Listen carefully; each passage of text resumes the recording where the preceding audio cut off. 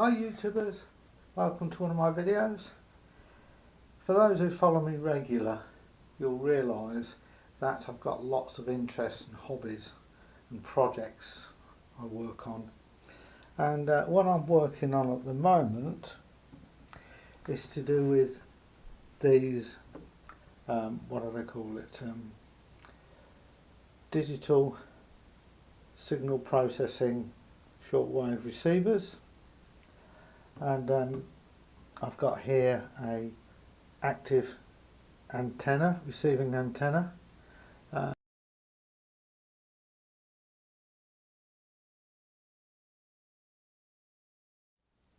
I'm just in the process of considering making a box for it, so not waterproof as such, but just to stop these components from getting knocked when it's outside my motorhome and things like that.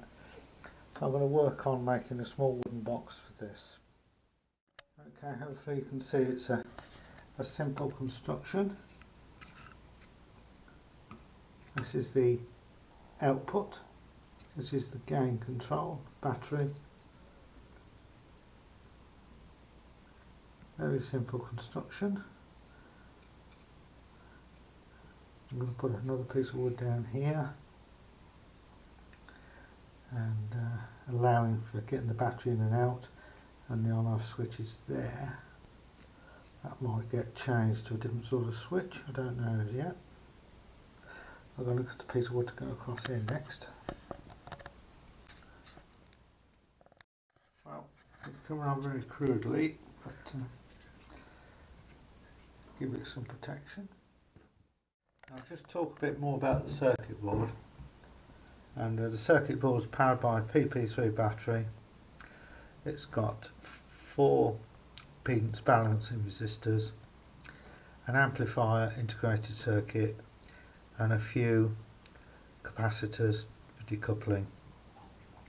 Known to the circuit, it's a wideband amplifier, and it covers from, I think it's 50 kilohertz up to about 150 megahertz, and so it covers the long wave, medium wave, AM, and all the radio amateur and commercial bands, including the CB. It's a receiving aerial amplifier, or powered aerial, or receiving aerial, or whatever you'd like to call it. I think they call them active aerials. And this is the board. I've got to construct a loop for it, and the cable, I think it's SMA connector to B and C. This is the box I've made so far. Bearing in mind I've got very little tools, are packed away because of moving house, but I've made it so the board will go in there like that. I'm going to make a pole, and then it's really for indoor use, but the idea is with a compact aerial I can take it with the motorhome, and that will enable me to listen to all the amateur and shortwave bands. Now I'm going to try and get back into amateur radio, but before I go into actually going on air and transmitting, I thought I'd have a listen to the band, so I've purchased a very cheap digital signal processing shortwave receiver. I've got a Malachite receiver as well on order, and that should arrive any time.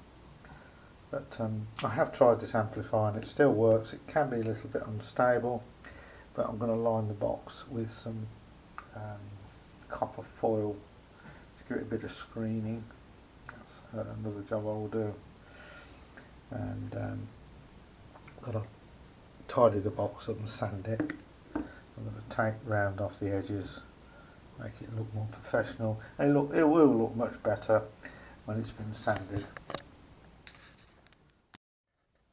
This is the box now, an enclosure, since it's had a bit of work done on it.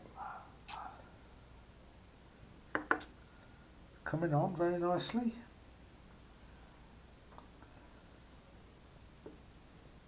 I need to put a little bit of glue into that gap there. and then it'd be on to putting it all together. I'm not sure if this is coming out on camera, but here we have the active loop shortwave ham radio band receiving aerial, and it's an active one, so in other words it's got an amplifier in it. And this is a wooden box I've made. I haven't got a lid on it yet because I'm going to have to put a different on off switch and things like that.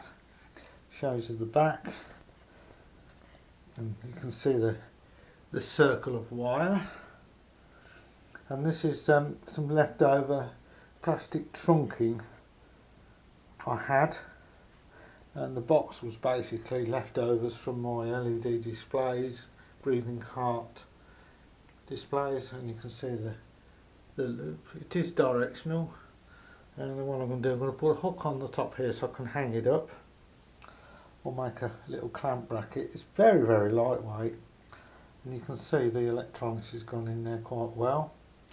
The on-off switch is inside it there, which I can operate with a screwdriver at the moment.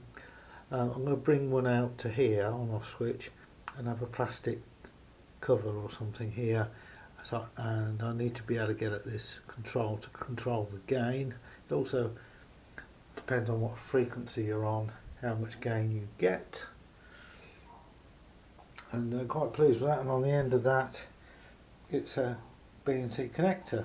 So in the next video, it'll be more to do with the radio, and hopefully I can demonstrate it working. So thanks for watching so far, and please keep an eye out for part 2 or just part 1 of the radio.